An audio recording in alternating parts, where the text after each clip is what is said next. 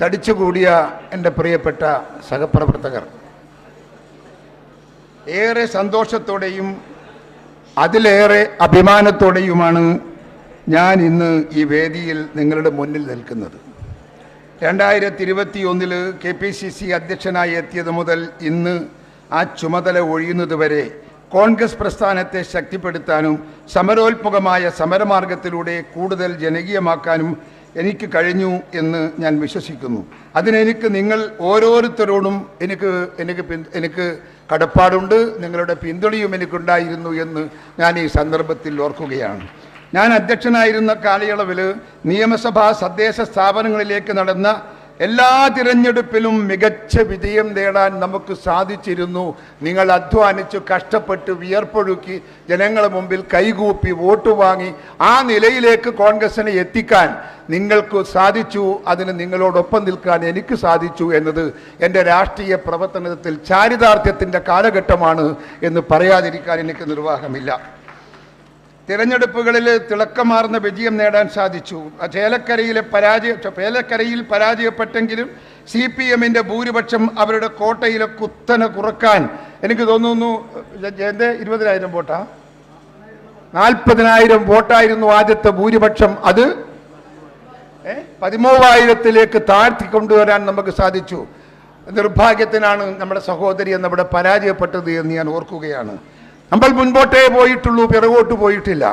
എൻ്റെ കാലയളവിൽ ഞാൻ അവകാശപ്പെടുന്നു നിങ്ങളുടെ മുമ്പിൽ നിങ്ങളോടൊപ്പം നിങ്ങളെ പിന്തുണയോടുകൂടി എനിക്കുണ്ടാക്കാൻ സാധിച്ചത് നേട്ടം മാത്രമാണ്, കോട്ടമില്ല എന്നെനിക്ക് നിങ്ങളുടെ മുമ്പിൽ വെട്ടിത്തുറന്ന് പറയാനുള്ള നട്ടൽ എനിക്കുണ്ട്. അത് വിശ്വാസം കൊണ്ടാണ്, യാഥാർത്ഥ്യബോധം കൊണ്ടാണ്. ഞാൻ ചേലക്കരയിലെ അതോടൊപ്പം കഴിഞ്ഞ പാർലമെന്റ് തിരഞ്ഞെടുപ്പിൻ്റെ ഫലം കൂട്ടായ നമ്മുടെ പ്രവർത്തനത്തിൻ്റെ വിലയിരുത്തലായി അഭിമാനത്തോടെ ഞാൻ നോക്കിക്കാണുന്നു. 18 സീറ്റുകൾ നേടുവാൻ നമുക്ക് കഴിഞ്ഞതിനും അപ്പുറം ചരിത്രത്തിൽ ആദ്യമായിട്ടാണ് ഒരു മുന്നണിക്ക് 20 ലക്ഷത്തിലധികം വോട്ടിൻ്റെ ഭൂരിപക്ഷം ഈ സംസ്ഥാനത്ത് ആകെ ലഭിക്കുന്നത്. ഇത് ആദ്യത്തേതാണ്. ആ കാലഘട്ടം നമ്മുടെ കാലഘട്ടമാണ്.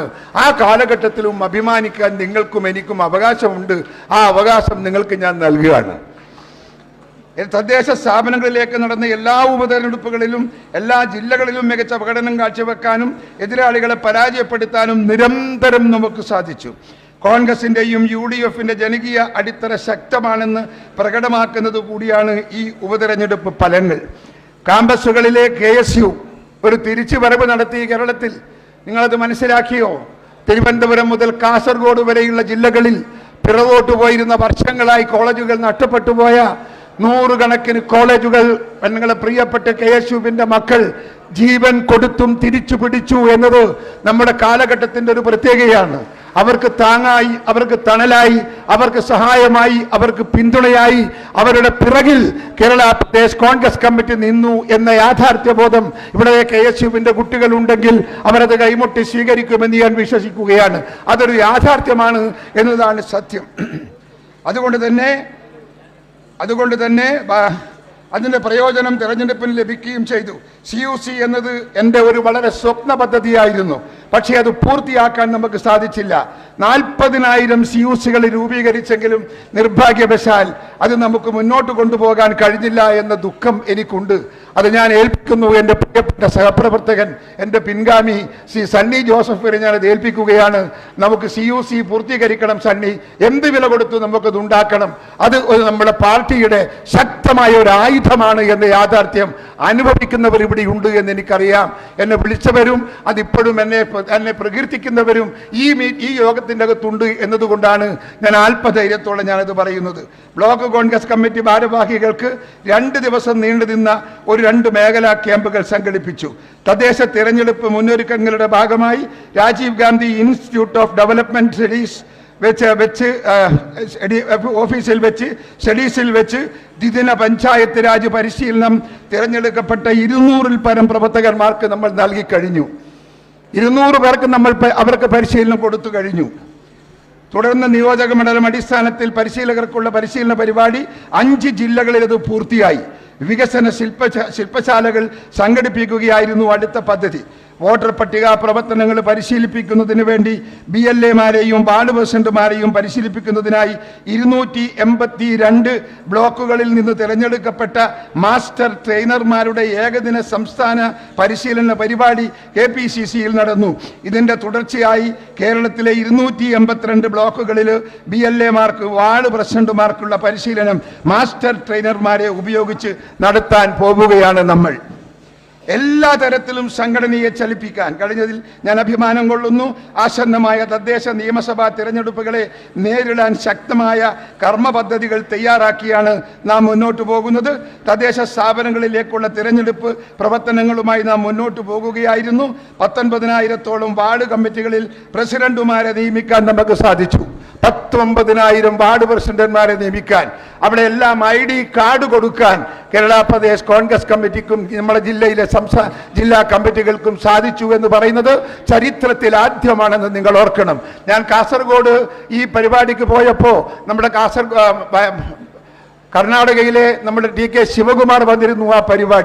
ആ പരിപാടിയിൽ വന്നുകൂടിയ ജനം കണ്ട് അദ്ദേഹം എന്നെ അഭിനന്ദിച്ചു. അന്ന് നമുക്ക് അവിടെ ഏതാണ്ട് 5000-ലേറെ ആളുകൾ കാസർഗോഡിന്റെ ഭാഗത്ത് നമ്മുടെ പ്രവർത്തകരുണ്ടായി. അവർക്കെല്ലാം കാർഡ് കൊടുക്കാൻ നമുക്ക് സാധിച്ചു എന്ന് പറയുമ്പോൾ ഒരു സംഘടനാ മിഷനറിയുടെ കരുത്ത്, ഒരു ഏകാഗ്രത, ഐക്യം അത് നമ്മുടെ പ്രകടമാക്കിയ തെളിവുകളാണ് എന്ന് പറയാതിരിക്കാൻ നമുക്ക് നിർവാഹമില്ല. തദ്ദേശ സ്ഥാപനങ്ങളിലേക്കുള്ള തിരഞ്ഞെടുപ്പ് പ്രവർത്തനങ്ങളുമായി നാം മുന്നോട്ട് പോകുകയായിരുന്നു. 19,000-ഓളം വാർഡ് കമ്മിറ്റികൾ പ്രസിഡന്റുമാരെ നിയമിക്കാൻ സാധിച്ചു. 9 ജില്ലകളിൽ വാർഡ് പ്രസിഡന്റുമാർക്ക് തിരിച്ചറിയൽ കാർഡ് വിതരണം ചെയ്തു. പുതുതായി രൂപീകരിച്ച വാർഡ് കമ്മിറ്റികളുടെ നേതൃത്വത്തിൽ 13,000-ഓളം ഇടങ്ങളിൽ മഹാത്മാഗാന്ധി കുടുംബ സംഗമം ചിട്ടയായി നടത്തി. വാർഡ് തലം വരെ കുറ്റപത്രവും വികസന രേഖയും എത്തിക്കുകയാണ് ലക്ഷ്യം. BLA-മാരെ എല്ലാ വാർഡുകളിലും നിയമിക്കാൻ കഴിഞ്ഞതിലും നമുക്ക് നേട്ടമുണ്ട്. സെമി കേഡർ സംവിധാനത്തിലേക്ക് പാർട്ടി എത്തിക്കുമെന്നാണ് ഞാൻ ചുമതലയേറ്റെടുത്തപ്പോൾ പറഞ്ഞത്. ഇക്കഴിഞ്ഞ 4 വർഷത്തെ സംഘടനയുടെ പ്രവർത്തനം പരിശോധിച്ചാൽ അത് ഏറെക്കുറെ സാധ്യമായിട്ടുണ്ട്. ഗുരുതരമായ പരസ്യ പ്രതികരണങ്ങളോ അച്ചടക്ക ലംഘനങ്ങളോ റിപ്പോർട്ട് ചെയ്യപ്പെട്ടിട്ടില്ല. KPCC നിർദ്ദേശിച്ച എല്ലാ പാർട്ടി പരിപാടികളും സമര പരിപാടികളും ചിട്ടയോടെ നടന്നതും സെമി കേഡർ സംവിധാനത്തിന്റെ ഫലമായാണ്. ഞാൻ ചോദിക്കട്ടെ, കോൺഗ്രസിന്റെ അകത്ത് ഗ്രൂപ്പ് കലാപമുണ്ടോ? ഇന്ന് എത്ര കാലമായി കലാപം കൊണ്ട്, ഗ്രൂപ്പ് കലാപം കൊണ്ട് തളർന്നുപോയ ഒരു പാർട്ടിയല്ലേ കോൺഗ്രസ്? ഇന്നെന്തേ ഗ്രൂപ്പ് കലാപം ഇല്ലാത്തത്? ആ ഗ്രൂപ്പ് കലാപം ഇല്ലാതെ പോയത് നമ്മുടെ ഐക്യത്തിന്റെ കരുത്തിന്റെ പുറത്താ.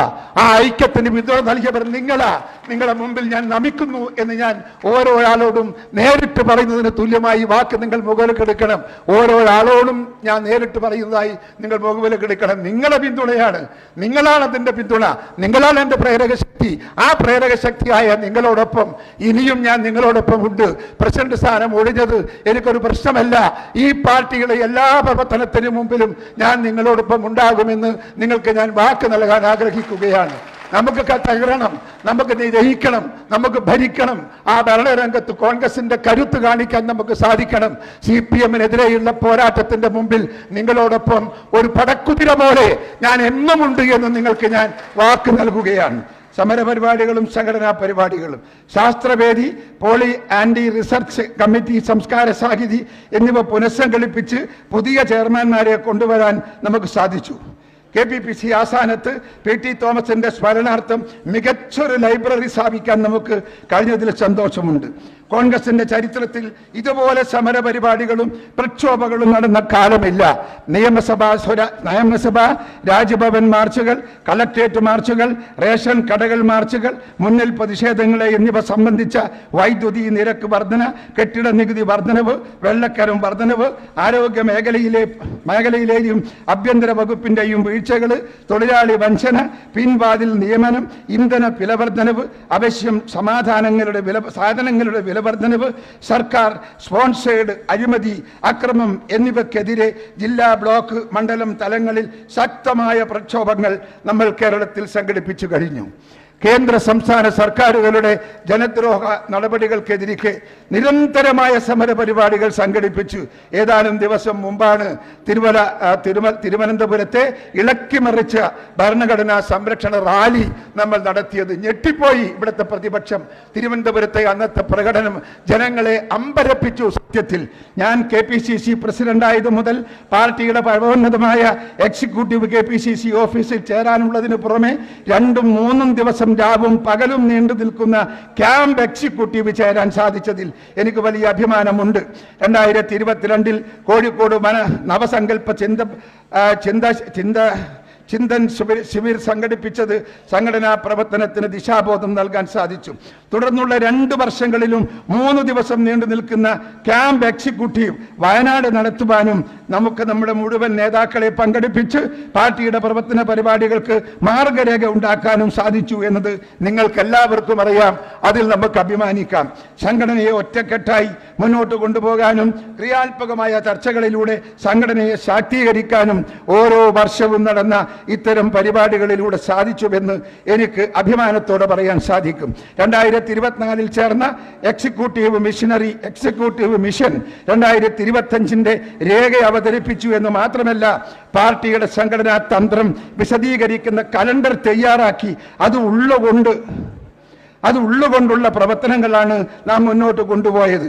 മഹാറാലികളും പദയാത്രകളും, വൈക്കം സത്യാഗ്രഹത്തിന്റെ ശതാബ്ദി ആഘോഷം, മഹാത്മാഗാന്ധി കോൺഗ്രസ് അധ്യക്ഷനായതിൻ്റെ ശതാബ്ദി ആഘോഷം എന്നിവയുടെ ഭാഗമായി 1 വർഷം നീണ്ടു നിൽക്കുന്ന പരിപാടിക്ക് ഞങ്ങൾ രൂപം നൽകി. AICC അധ്യക്ഷൻ മല്ലികാർജുൻ ഖാർഗെയെ പങ്കെടുപ്പിച്ച് വൈക്കം സത്യാഗ്രഹ ശതാബ്ദി ആഘോഷത്തിന് തുടക്കം കുറിക്കുകയും അതിൻ്റെ ഭാഗമായി 5 മേഖലാ പദയാത്രകൾ സംഘടിപ്പിക്കുകയും ചെയ്തു. വൈക്കം സത്യാഗ്രഹ റാലിയിലെ 1 ലക്ഷം പേരാണ് പങ്കെടുത്തത്. കോൺഗ്രസിന്റെ റാലിയിൽ കോൺഗ്രസിന്റെ ചരിത്രത്തിൽ ഇത്രയും പേർ പങ്കെടുത്ത റാലി സമീപകാലത്ത് ഉണ്ടായിട്ടില്ല എന്ന് മാധ്യമങ്ങൾ പോലും എഴുതിയിട്ടുണ്ട്. ലോക്സഭാ തെരഞ്ഞെടുപ്പുകൾക്ക് മുന്നേയുള്ള പ്രചരണത്തിന് തുടക്കം കുറിച്ച് തൃശ്ശൂരിലെ മഹാജനസഭ സംഘടിപ്പിച്ചു. AICC അധ്യക്ഷൻ മല്ലികാർജുൻ ഖാർഗെ ഉദ്ഘാടനം ചെയ്തു. മഹാജനസഭയിലെ ബൂത്ത് പ്രസിഡന്റുമാർ, വനിതാ വൈസ് പ്രസിഡന്റുമാർ, മണ്ഡലം മുതൽ AICC തലം വരെയുള്ള ഭാരവാഹികൾ, പ്രവർത്തകരുമായ 75,000-ഓളം ആളുകൾ പങ്കെടുത്ത നേതൃത്വ സംഗമം സംഘടിപ്പിച്ചതിലൂടെ താഴെത്തട്ടിൽ സംഘടനയുടെ പ്രവർത്തനങ്ങൾക്ക് നവോന്മേഷം നൽകാൻ നമുക്ക് സാധിച്ചു. 1 ലക്ഷത്തോളം പേരെ അണിനിരത്തി കോഴിക്കോട് കടപ്പുറത്ത് സംഘടിപ്പിച്ച പാലസ്തീൻ ഐക്യദാർഢ്യ റാലി കോൺഗ്രസിന്റെ ന്യൂനപക്ഷങ്ങളോടുള്ള എക്കാലത്തെയും നിലപാട് വീണ്ടും പ്രതിഫലിപ്പിക്കാൻ കഴിഞ്ഞുവെന്ന് മാത്രമല്ല, ഈ വിഷയത്തിൽ CPM പുലർത്തിയ ഇരട്ടത്താപ്പ് തുറന്നു കാട്ടാനും നമുക്ക് സാധിച്ചു. അതോടൊപ്പം രാഹുൽ ഗാന്ധിയെ അയോഗ്യനാക്കിയ BJPയുടെ പ്രതികാര രാഷ്ട്രീയത്തിനെതിരെ വയനാട് 10,000 അണിനിരത്തി റാലി നടത്തി. ഏക സിവിൽ കോഡ് വിഷയത്തിലും 1,00,000-ലധികം പേർ പങ്കെടുത്ത റാലി. സമരാഗ്നി ജാഥയുടെ ഭാഗമായി 22 മെഗാ റാലി. വണ്ടിപ്പെരിയാറിൽ പീഡിപ്പിച്ച കൊലപ്പെടുത്തിയ 6 വയസ്സുകാരിയുടെ കുടുംബത്തിന് നീതിയും പ്രതിക്ക് ശിക്ഷയും ഉറപ്പാക്കണമെന്നാവശ്യപ്പെട്ടുകൊണ്ട് മകളെ മാപ്പ് എന്ന പേരിൽ 5000 വനിതകളെ പങ്കെടുപ്പിച്ച ജനകീയ കൂട്ടായ്മ. സാമ്പത്തികമായി വലിയ പ്രതിസന്ധി നിറഞ്ഞ കാലഘട്ടത്തിലാണ് ഞാൻ KPCC പ്രസിഡന്റായി ചുമതലയേൽക്കുന്നത്. DCC പ്രസിഡന്റുമാരും KPCC ഭാരവാഹികളും അടങ്ങുന്ന എൻ്റെ ടീം വളരെ പ്രയാസപ്പെട്ടാണ് കഴിഞ്ഞ 4 വർഷക്കാലവും പ്രവർത്തിച്ചിട്ടുള്ളത് എന്നെനിക്കറിയാം. അവരോടുള്ള എൻ്റെ കടപ്പാട് ഞാൻ അറിയിക്കുന്നു. KPCC നടപ്പാക്കിയ നൂതനമായ ആശയമായിരുന്നു 137 ചലഞ്ച് ക്രൗഡ് ഫണ്ടിംഗ് ആശയമായ ഈ പദ്ധതി. കോൺഗ്രസിന്റെ ഓരോ ജന്മവാർഷികത്തിലും ജന്മസമ്മാനമായി പൊതുജനങ്ങളിൽ നിന്ന് ധനസമാഹരണം എന്ന ആശയത്തിന് വലിയ പിന്തുണയാണ് നമുക്ക് ലഭിച്ചത്. 137 ചലഞ്ച്, 138 ചലഞ്ച് എന്നീ പദ്ധതി ദേശീയ തലത്തിൽ തന്നെ ശ്രദ്ധയാകർഷിക്കുകയും പിന്നീട് AICC തന്നെ ആ പദ്ധതി ദേശീയ തലത്തിൽ നടപ്പാക്കിയതിൽ നമുക്ക് വളരെയേറെ അഭിമാനിക്കാനുണ്ട് എന്ന് നിങ്ങളെ ഞാൻ ഓർമ്മിപ്പിക്കുന്നു. ഇങ്ങനെ പൊതുജനങ്ങളിൽ നിന്ന് സമാഹരിച്ച തുക കൊണ്ടാണ് നമ്മൾ കഴിഞ്ഞ 4 വർഷത്തെ ഈ പ്രവർത്തനങ്ങളൊക്കെയും നടത്തിയത്. അതോടൊപ്പം നിയമസഭാ ഉപതെരഞ്ഞെടുപ്പുകളുടെ പ്രചരണത്തിലും സാമ്പത്തിക പിന്തുണ നൽകാൻ നമുക്ക് സാധിച്ചു. ഈ ഫണ്ടിൽ നിന്നായിരുന്നു. ഏറ്റവും അഭിമാനകരമായ കാര്യമായി ഞാൻ നോക്കിക്കാണുന്നത് നെയ്യാറിലെ 2 രാജീവ് ഗാന്ധി ഇൻസ്റ്റിറ്റ്യൂട്ട് 3.5 കോടിയോളം രൂപ വരുന്ന ബാങ്ക് കുടിശ്ശിക പൂർണ്ണമായി അടച്ചു തീർത്ത് ഇന്നൊരു രൂപ പോലും ബാധ്യതയില്ലാത്ത സ്ഥാപനമായി അത് മാറ്റി എന്നതിലാണ്. അതോടൊപ്പം സാമ്പത്തിക പ്രതിസന്ധിയിൽ പ്രവർത്തിക്കുന്ന ജയ് ഹിന്ദ് ചാനലിനെയും വീക്ഷണം പത്രത്തെയും പരമാവധി സഹായിക്കാൻ KPCCക്ക് സാധിച്ചിട്ടുണ്ട്. ദീർഘകാലമായി മുടങ്ങിക്കിടന്നിരുന്ന ലിഗഡ സ്മാരക മന്ദിരത്തിന്റെ നിർമ്മാണ പ്രവർത്തനം ആരംഭിക്കുവാൻ വേണ്ട പ്രാരംഭ ധനസമാഹരണം നടത്താൻ നമുക്ക് സാധിച്ചിട്ടുണ്ട്. ആ പണം പ്രത്യേക അക്കൗണ്ടിൽ സൂക്ഷിച്ചിട്ടുണ്ട്. അതോടൊപ്പം വയനാട് പുനരധിവാസത്തിന്റെ ഭാഗമായി സമാഹരിച്ച ഏതാണ്ട് 4 കോടിയോളം രൂപ ഒരു പ്രത്യേക അക്കൗണ്ടിൽ സൂക്ഷിച്ചിട്ടുണ്ട്. അതിന്റെ കെട്ടിടത്തിന്റെ പ്രവർത്തനം അടിയന്തരമായി നമ്മൾ ആരംഭിക്കും. കഴിഞ്ഞ 4 വർഷവും പാർട്ടി പ്രവർത്തകർക്കൊപ്പമായിരുന്നു. അവരുടെ പ്രതിസന്ധികളിലും പ്രയാസങ്ങളിലും ഞാൻ മുന്നിൽ തന്നെ ഉണ്ടായിരുന്നു. പ്രവർത്തകനെ സംരക്ഷിക്കാനും സഹായിക്കാനും ഏതറ്റം വരെയും ഞാൻ പോയിട്ടുണ്ട്. കോൺഗ്രസ് പ്രവർത്തകർക്ക് ഭയപ്പാടില്ലാതെ പൊതുപ്രവർത്തനം നടത്താൻ സാധിച്ചു എന്നത് എൻ്റെ വിശ്വാസം. എനിക്കാരെയും ഭയമില്ല. എൻ്റെ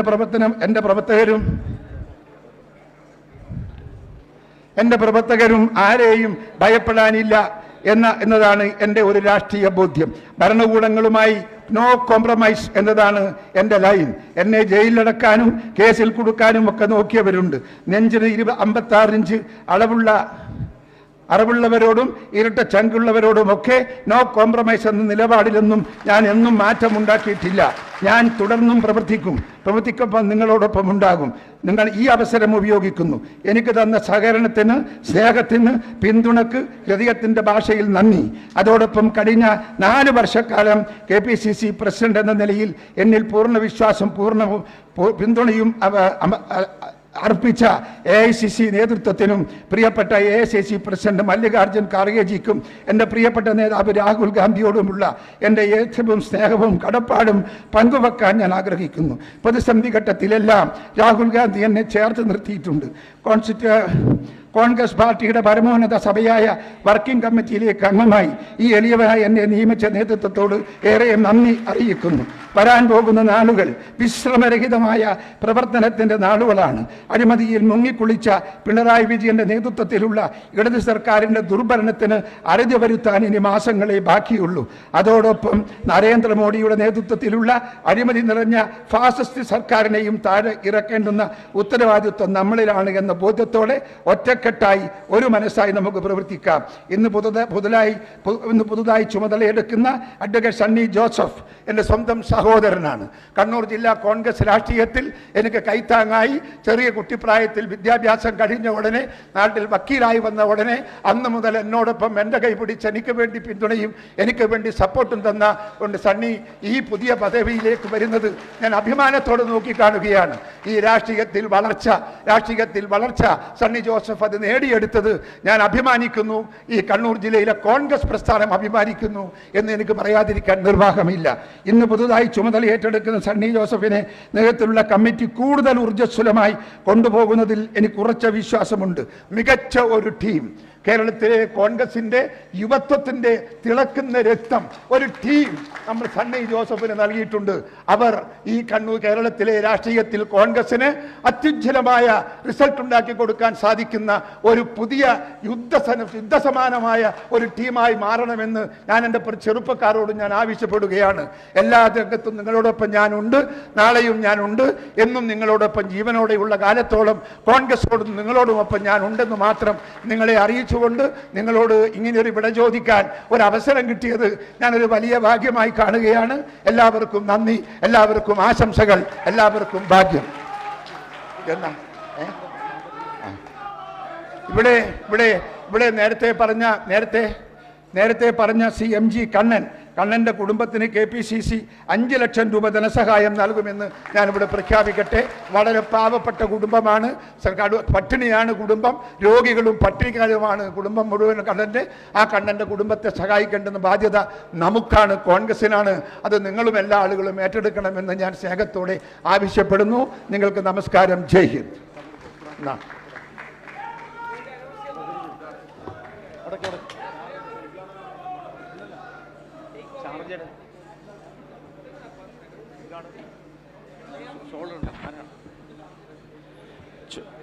ആദരണീയനായ KPCC അധ്യക്ഷൻ K. സുധാകരൻ